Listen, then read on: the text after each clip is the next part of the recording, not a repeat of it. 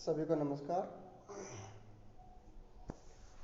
आज हम evolution of geographical thought भौगोलिक चिंतन के इतिहास में ग्रीक तथा रोमन भूगोलवेत्ताओं के योगदान के बारे में संक्षिप्त में अध्ययन करेंगे। भूगोल, आइए शुरुआत करते हैं। भूगोल मानव पर्यावास के रूप में पृथ्वी, उसके पर्यावरण एवं मानव पर्यावरण अन्योन्य क्रिया का विषय है।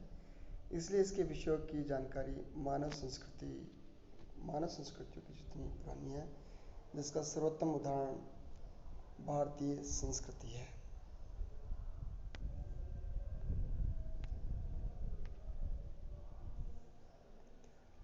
लेकिन आज जिस भूगोल की एक अकादमी विषय के रूप में अध्ययन एवं अनुशोधन किया जाता है, वह यूरोपीय चिंतकों की रचना है। उसके विकास का मूल आधार ग्रीक और रोमन भूगोलवेत्ताओं या भूगोल से संबंधित अन्य विषयों के विद्वानों के योगदान का परिणाम है। इन्होंने संसार की खोज एवं उसका व्यवस्थित विवरण बनाया तथा उसकी समझ के लिए चिंतन द्वारा प्रकट संसार की भौतिक प्रकृति कारणों को खोजा। लगभग 2.5 दर्जन ग्रीक और रोमन विद्वान हैं जिन्होंने इस क्षेत्र में योगदान दिया है। इनमें सबसे पहला जो विद्वान है वो ग्रीक विद्वान होमर है, जिसकी रचना ओडिसी है। और ये ग्रंथ ईसा से 900 ईसा से 900 ईसा पूर्व या 900 वर्ष पूर्व रचना की गई थी ओडिसी की रचना। और इसे भूगोल का जनक मानते हैं ग्रीक विद्वान, इसलिए इसे ग्रीक रोम काल का सामान्यतः प्रारंभ का समय माना जाता है। और टॉलमी, जिसका कि जीवन काल 168 ईस्वी तक रहता है, वो रोमन और ग्रीक भूगोलवेत्ताओं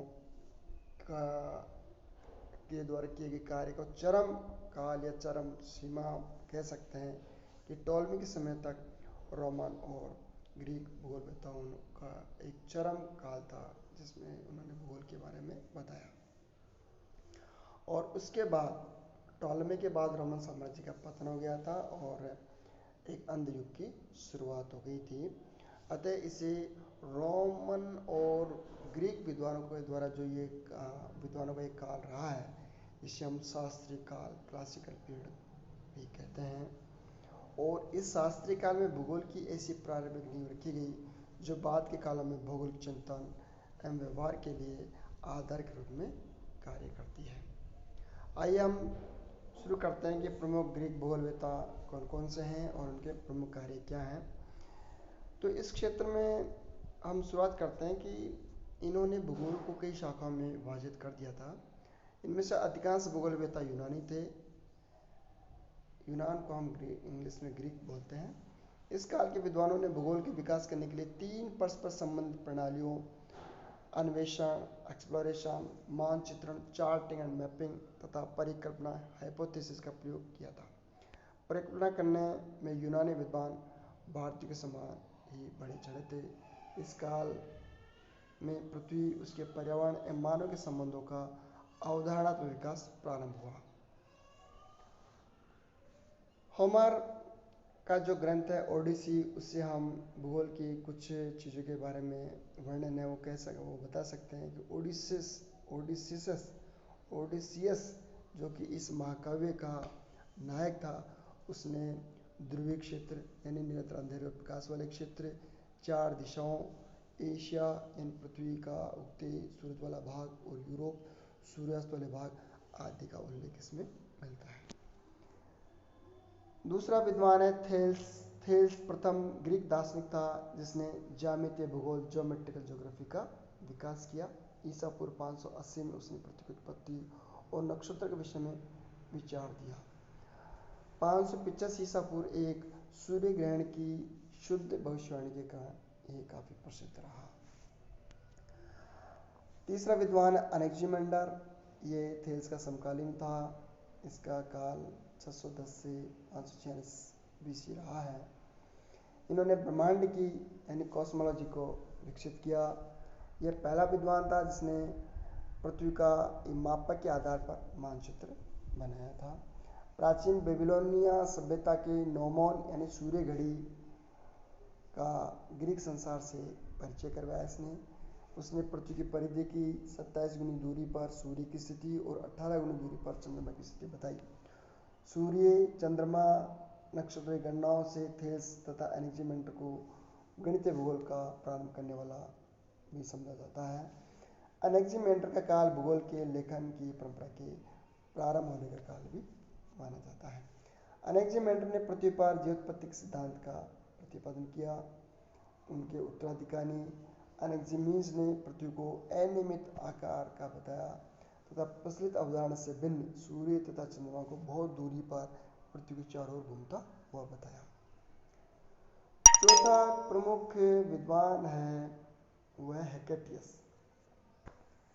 हेकेटियस का जीवन काल 500 ईसा पूर्व के आसपास था।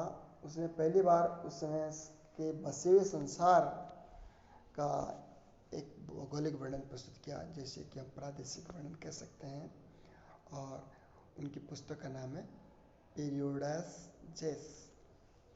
हेकेटियस ने अपने नगर मिलेट्स का मानचित्र भी बनाया। पृथ्वी की आकृति के विषय में उसकी परिकल्पना दोषपूर्ण थी।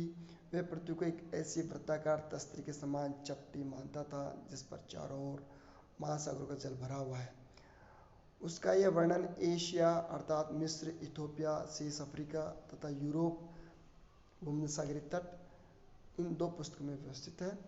वह भारत तथा इंडस का सबसे पहले उल्लेख करने वाला भी भूगोलवेत्ता था हेकेटियस। अब हम जो 5वां जो बहुत ही महत्वपूर्ण है और उल्लेखनीय भूगोलवेत्ता है वह हेरोडोटस। इसका जीवन काल है 485 बीसी से 425 बीसी रहा है। हेरोडोटस मुख्यतः इतिहास का जनक है, फादर ऑफ हिस्ट्री, लेकिन साथ में एक प्रसिद्ध और अग्रणी भूगोलवेत्ता भी था।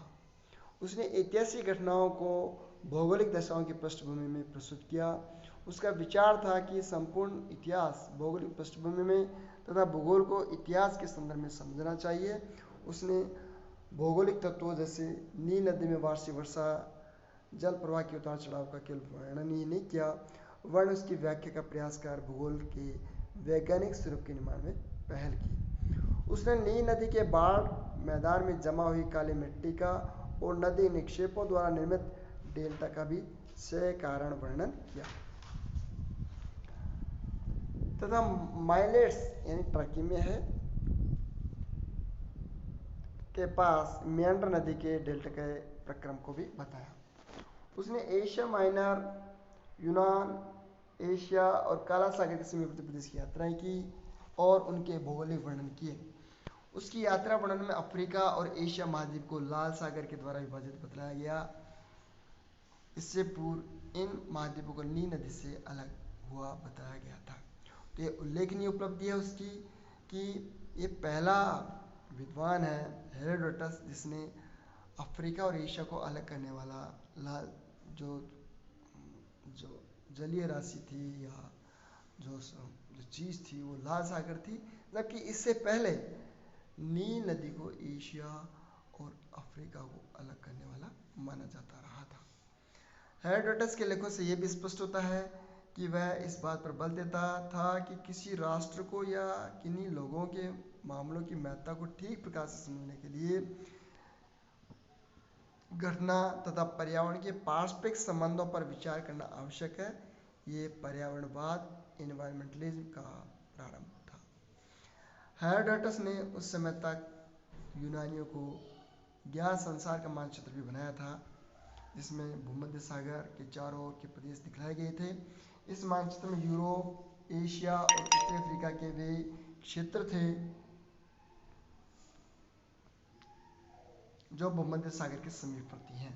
पूर्व की ओर यह अधिक फैला था। इसमें भारत भी दिखलाया गया था।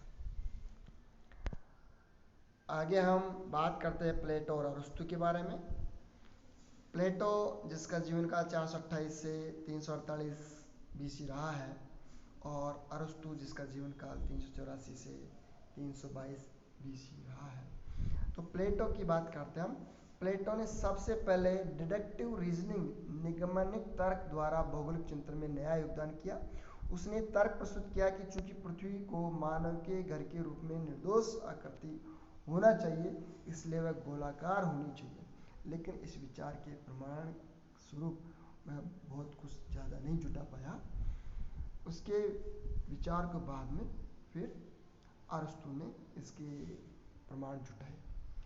अरस्तु एक प्रसिद्ध दार्शनिक, तर्कशास्त्री, राजनीति शास्त्री और जैव वैज्ञानिक था, यानी फिलोसफर, पॉलिटिशियन एंड बायोलॉजिस्ट था।